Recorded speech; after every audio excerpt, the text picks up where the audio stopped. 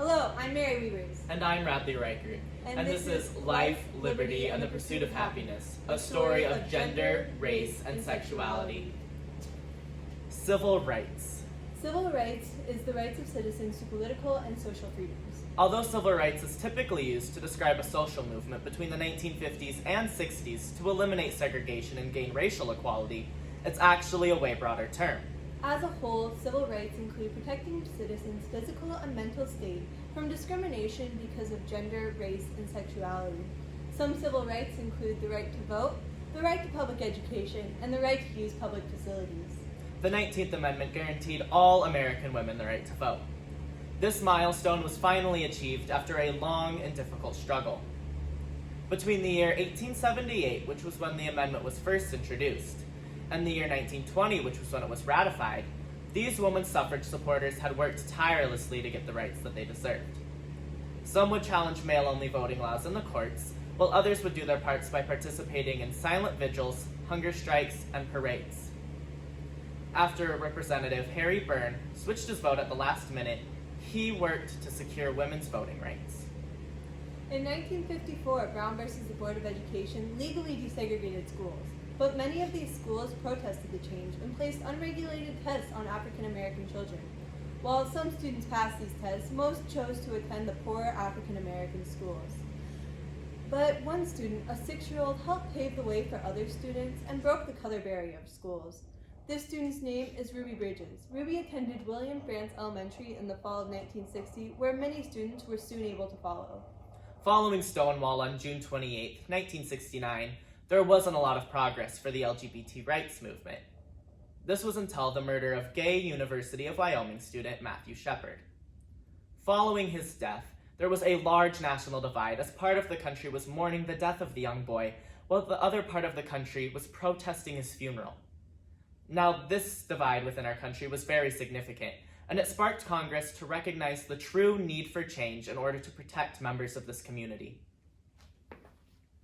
We hold these truths to be self-evident, that all men are created equal, that they are endowed by their Creator with certain unalienable rights, which among these are life, liberty, and the pursuit of happiness.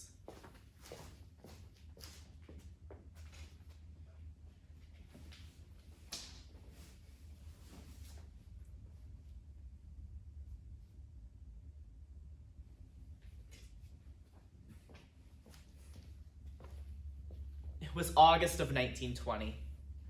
It was hot and it was muggy, but it was the month that 2 activists secured their spots in history. These 2 people were Harry and his mother, Feb Ensminger Byrne. Now, I had the privilege of working in legislature with Harry Byrne. During his time in legislation, he was only 24 years old. By the middle of 1920, only 35 states had voted to ratify the 19th Amendment. The only problem was, 36 states were needed. Not only this, but there was only 1 state left that could vote that year. At the last minute, Harry Byrne switched his vote from nay to aye in a clear and confident voice to ratify this amendment. Now, during this, he had a letter in his suit pocket. It was from his mother, Feb Byrne, who reminded him to be a good boy and vote in favor of this amendment. After I, another representative, switched his vote, the 70-year battle for suffrage was over. Lawmakers in Tennessee attempted to delay the state's approval, but the Secretary of State quietly signed the official documents after they appeared in Washington.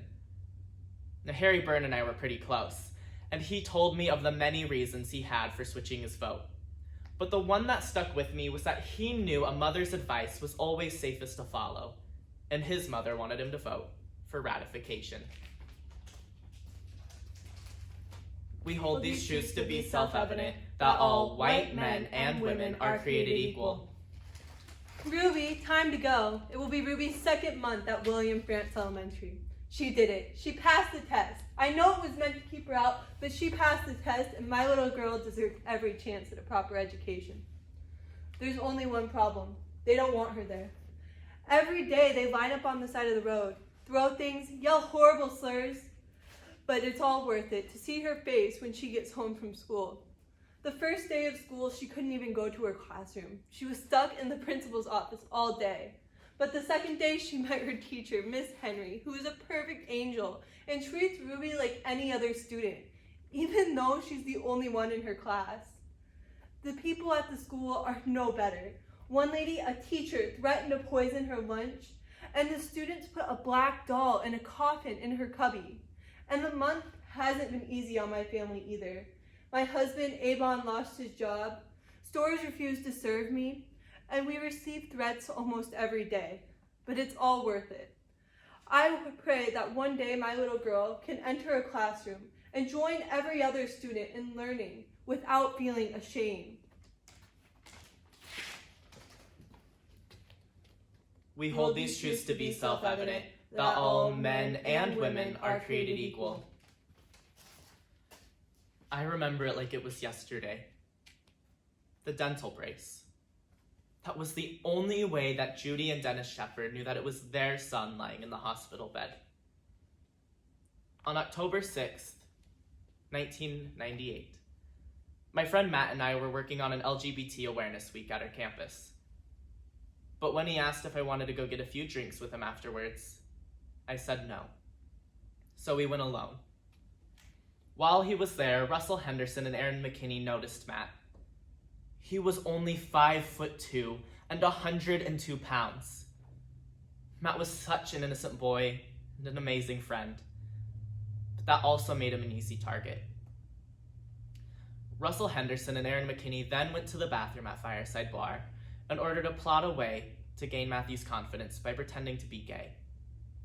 They then lured Matt into McKinney's truck in order to rob him, but became angry after Matt made a sexual advance on them. McKinney pulled his gun on Matt and stole his wallet. $20. That's all they found. They then drove Matt a mile out of town and tied him to a fence with a clothesline. They put Matt through a real-life nightmare that night, and they left him there to die. Matt laid there for 18 hours in the frigid cold. His face was covered in blood, except for where the spots from where the tears had been rushing down his face. By the time the first responder finally got there, she couldn't even open his mouth to clear his airway. And I will never forget the words that she said to him. She said, "Baby boy, I'm here, kiddo. Don't give up. Come on, you can do this." Matt died in the hospital a few days later after being on life support. But he left a long-lasting legacy on the state of Wyoming and our country as a whole. We hold these truths to be self-evident, that all people are created equal, that they are endowed by their Creator with certain unalienable rights, which among these are life, liberty, and the pursuit of happiness.